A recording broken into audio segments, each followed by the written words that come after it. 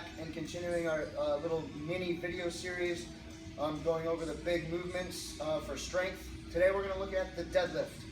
I'm going to attempt to hit 4 major topics that will kind of generally give cues to make this a more efficient and more powerful lift.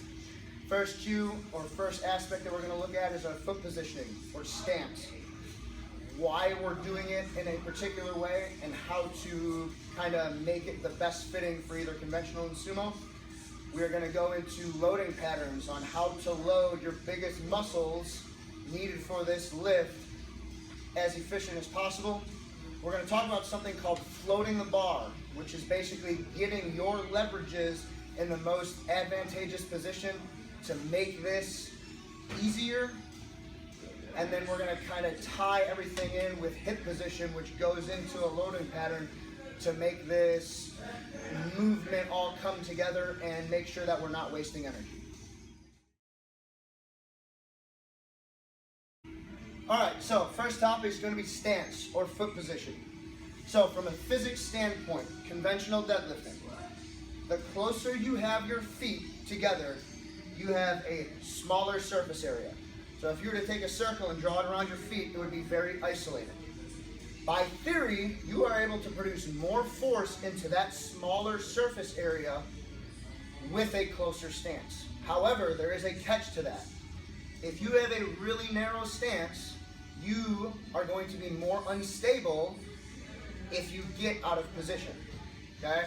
So from a healthcare perspective, talking to Taylor or any other like chiropractor, massage therapist, I have learned that if you have an acute injury, yes, that acute injury will hurt in a specific spot, but more than likely it is due to something that is either distal or proximal to the inflamed or hurting area, okay? I want you to think about that concept when it comes to your foot position.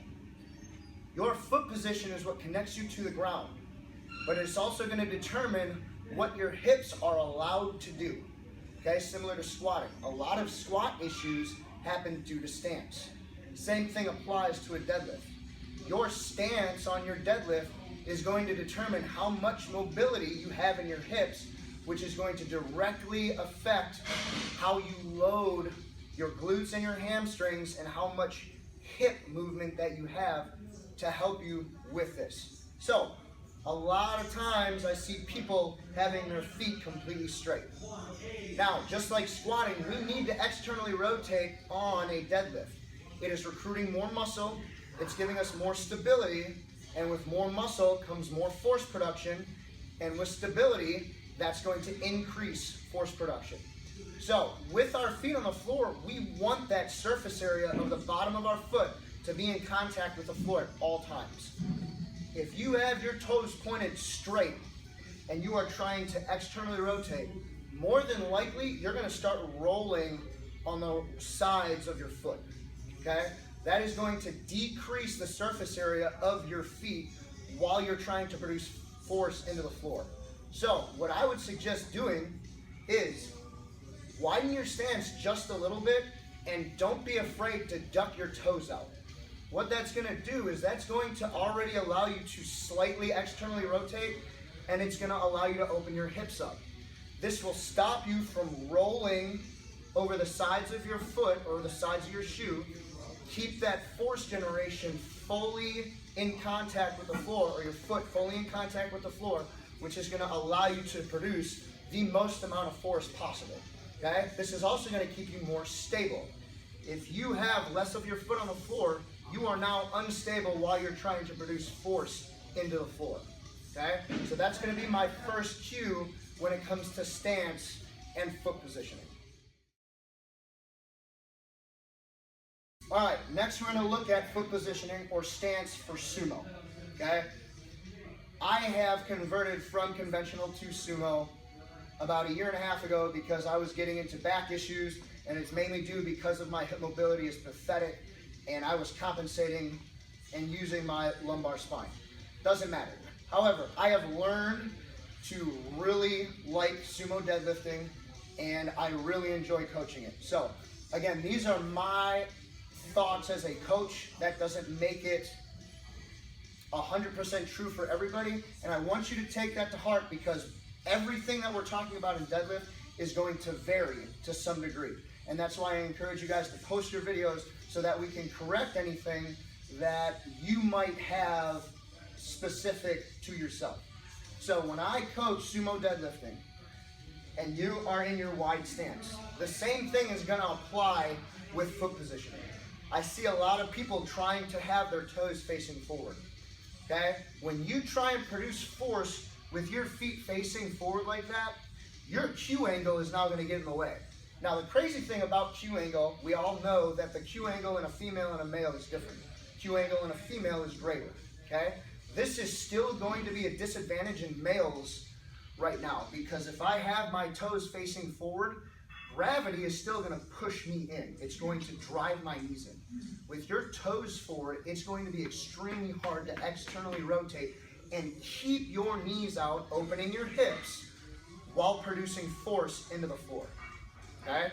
So, take your big toe and turn it towards the front of the plates.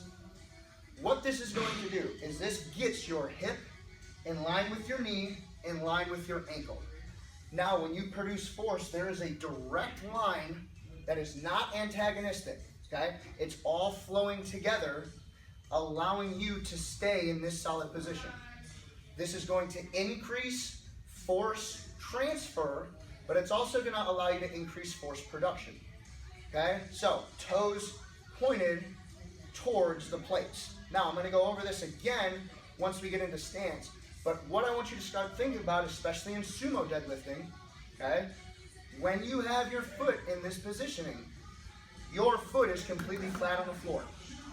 And when we produce force in a sumo stance, we are going to pretend to do the splits. Okay, a lot of people have a misconception in conventional and sumo that you are trying to squat the weight up. That is not correct. I don't care who you talk to. The deadlift is not a squat. The movement patterns are similar, but they are not the same, period. Okay?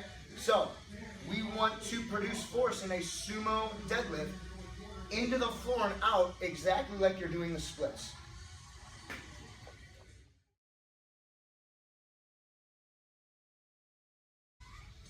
Alright, so now we talked about foot stance in both conventional and sumo setups. Possibly one of the most important aspects of a deadlift is your setup and your loading patterns of how we get to this bar. Deadlift is the only strength movement that doesn't have an eccentric phase. The first rep of overhead press doesn't, but every rep after that, you are able to eccentrically load your muscles to have a stretch reflex. We do not have that in deadlift on the first rep, okay?